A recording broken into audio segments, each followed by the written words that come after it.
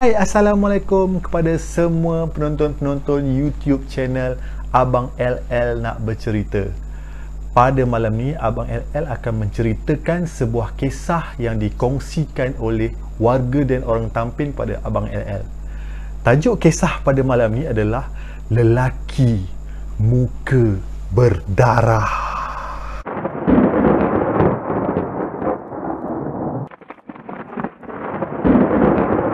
Kisah ini berlaku di sebuah pasar raya yang terletak di sekitar daerah Tampin Negeri Sembilan.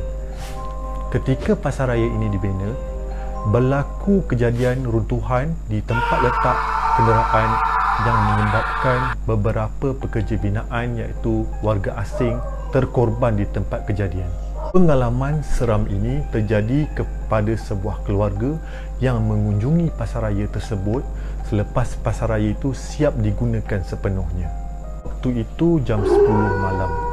Puan Azizah bersama suami serta 3 orang anaknya menuju ke tempat letak kenderaan di bahagian bawah selepas siap membeli belah.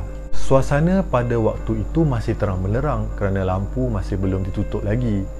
Tapi yang memelikkan, hanya kenderaan Puan Azizah saja yang berada di situ. Mungkin kenderaan lain masih berada di tempat lain. Kedudukan kenderaan Puan Azizah pada waktu itu betul-betul menghadap sebuah taman permainan yang dibina di pasar raya itu.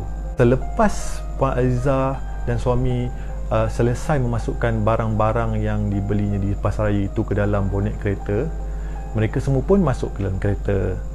Kemudian sewaktu suami Puan Azizah hendak memulakan pemanduan, tiba-tiba anak Puan Azizah yang bongsu tu mengira 1, 2, 3. Puan Azizah pelik. Puan Azizah tengok belakang. Adik, kenapa adik mengira? Anak Puan Azizah tu menunjuk ke hadapan dan memberitahu Puan Azizah, Ibu, adik tengok buai tu bergerak lah bu. Tu yang adik kira. Dengan pantas Puan Azizah pandang ke depan untuk melihat sama-sama buai tu. Memang ada 2 buah buai, kiri dan kanan, yang bergerak hanya buai kanan saja. Begitu. Dan buai kiri hanya pegun. Nak katakan angin, tak logik sebab kalau angin, 2 buai mesti bergerak. Tapi hanya 1 buai saja yang bergerak.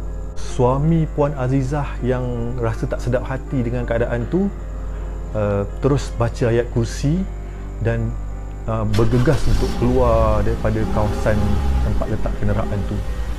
Sebaik kenderaan Puan Azizah bergerak keluar, dengan serta-merta anak bongsu Puan Azizah menangis terisak-risak. Menangis. Puan Azizah cuba pujuk anaknya tu untuk menenangkannya, tapi anaknya tu terus menangis sampai ke rumah. Dan apabila keadaan kembali tenang di rumah, Puan Azizah bertanya kembali kepada anaknya itu, kenapa dia menangis tadi? Anaknya itu menjawab, ketika kenderaan mereka sedang bergerak keluar, tiba-tiba dia ternampak seorang lelaki muncul di sebelah buai yang bergerak tadi itu dengan muka yang berdarah sambil melambai-lambai mereka dengan tersenyum menyeringai.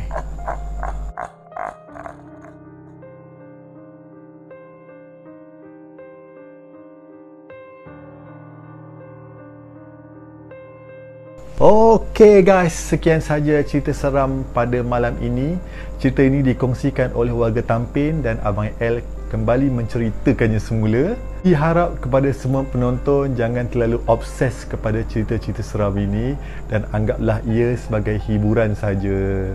Ingatlah kita ada Allah dan hanya Allah saja tempat kita memohon pertolongan. Akhir kata, semoga Allah melindungi kita daripada wabak coronavirus ini dan semoga Allah menghapuskan terus wabak coronavirus ini dari muka bumi ini.